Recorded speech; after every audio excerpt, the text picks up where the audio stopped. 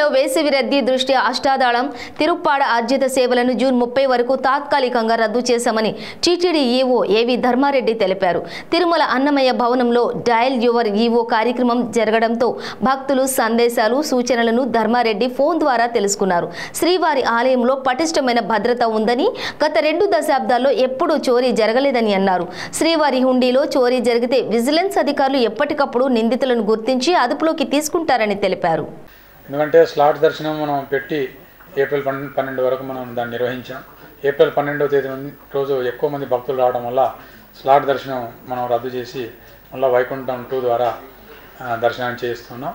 అది త్వరలో కూడా మళ్ళా స్లాట్ దర్శనానికి పోవడానికి తిరుమల తిరుపతి దేవస్థానం ప్రయత్నిస్తుందని కూడా భక్తులు చెప్పడం జరిగింది. ఆర్జిత సేవలు అనేవి మనం సమయాన్ని బట్టి, డేని బట్టి, తర్వాత పరిస్థితిని బట్టి ఆర్జిత సేవలను రద్దు చేసేటువంటి వ్యవస్థ మనకు ఉంది. దాంట్లో బ్రహ్మోత్సవాల్లో ఆర్జిత సేవలని రద్దు చేస్తాం, వైకుంఠ ఏకాదశి రోజు రద్దు చేస్తాం, రథసప్తమి రోజు రద్దు చేస్తాం, జనవరి 1 రోజు రద్దు చేస్తాం. ఈ రకంగా ప్రతి సంవత్సరంలో కూడా ఎప్పుడైతే మనకు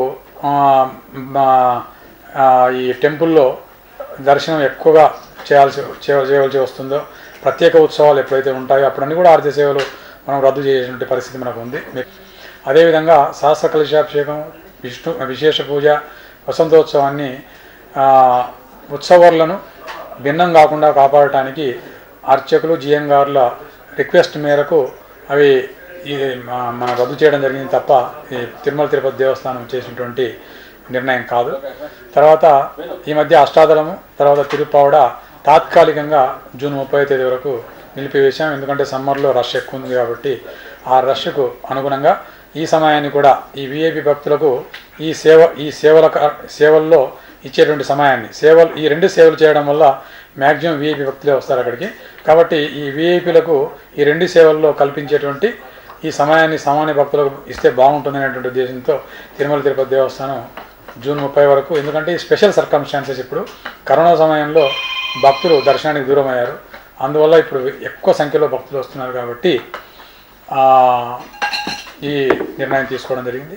జూన్ 30 తర్వాత భక్తుల సంఖ్య తగ్గితే మళ్ళీ ఈ 2 ఆర్జిత సేవలు పునరుద్ధరణ చేయడం జరుగుతుంది. వయోవృద్ధులకు సంబంధించి ఆన్లైన్ స్లాట్లో ప్రతిరోజు మనం 1000 మందికి దర్శనం కల్పిస్తున్నాం. వాళ్ళకు సౌత్ మాడాలో ఎంట్రీ ద్వారా మనం దర్శనం కల్పిస్తున్నాం అనేటువంటి విషయం కూడా క్లారిఫై చేశాం. మనం స్లాట్ కాకుండా అంటే ఆన్లైన్ బుకింగ్ కాకుండా ఇక్కడనే టికెట్లు ఇవ్వడం వల్ల మా వయోవృద్ధులు